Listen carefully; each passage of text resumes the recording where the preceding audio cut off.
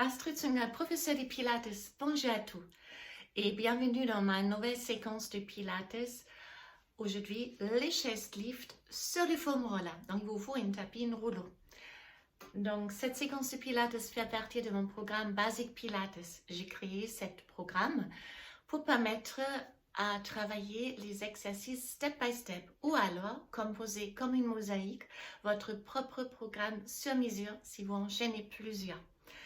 Comme avant chaque séquence, on va faire une petite intro avec la respiration et le déplacement du bassin. Aujourd'hui, ça se fait directement sur le rouleau. Alors, suivez-moi et allongez-vous au début de votre rouleau. Donc, le rouleau, ça va déstabiliser et initier les muscles profonds du corps de trouver leur équilibre. Donc, ça travaille plus intensément les muscles profonds. C'est pour cela, ne placez pas les jambes trop larges comme des béquilles, car sinon vous privez de cette attitude du rouleau. Largeur du bassin, pas plus, donc pas aussi large comme les tapis.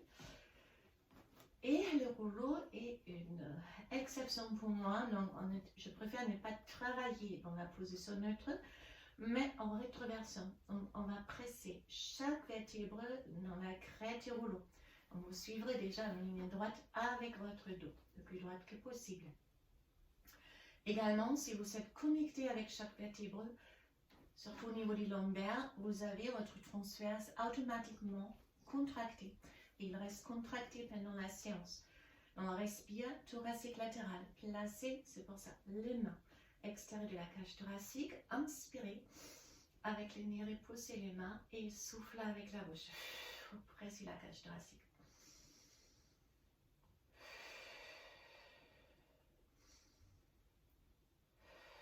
Comme on est sur le rouleau, on fait cet exercice respiratoire aussi avec les bras tendus, les épaules basses. Donc vous ressentez le rouleau dans les creux de vos omoplates. Inspirez, ramenez les bras derrière la tête et observez si vous arrivez à faire ça sans décoller les lombaires du rouleau. Et on souffle avec la bouche. Inspirez avec le nez et souffle avec la bouche.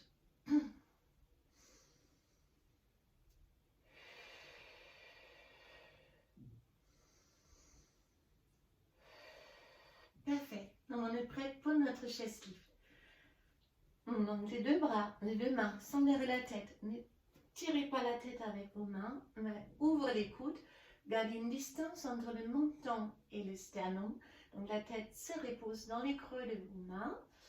Et les cervicales font un allongement de votre colonne vertébrale. N'oubliez pas que c'est en avant.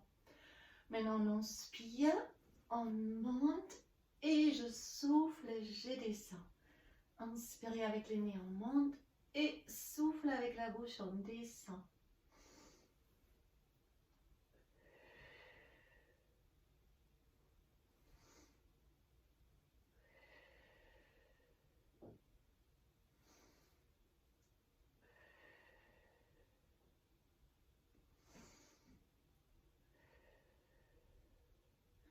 Alors pour augmenter la challenge, vous pouvez approcher les pieds et les genoux.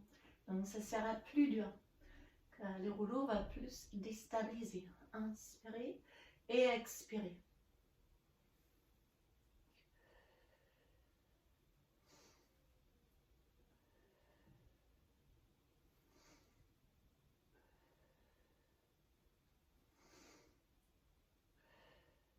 Donc la tête est portée par les mains, mais il se repose dans les mains.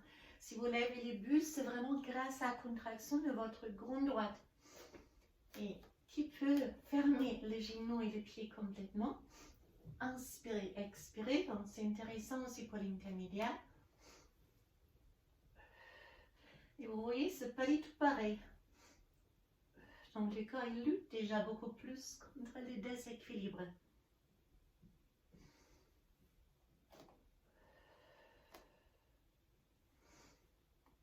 On peut aller plus loin si vous décollez les talons. Donc là aussi, ça diminue la surface d'appui au sol et c'est encore plus dur. Sinon, vous gardez les talons au sol ou les jambes légèrement écartées en fonction de vos possibilités. Mais ça permet aussi de progresser dans cet exercice. Donc, ce n'est pas une grande amplitude en fait. J'inspire et j'expire. On relâche et poussez détendre vos jambes, les bras derrière la tête, les dos décollent maintenant, les transverses sont relâchés. Un peu se baisser un peu de droite à gauche. C'est un très bon massage aussi entre les omoplates, sur le rhomboïde.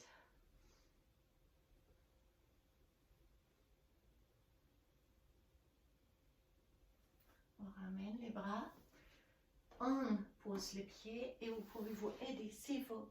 Laissez lever de votre boulot. Alors on est arrivé à la fin de notre séquence chest lift avec le foam roller. J'espère que cette séance vous avez apporté quelque chose pour vous laisser progresser dans votre technique. Je vous remercie et je vous souhaite une très bonne journée. Merci.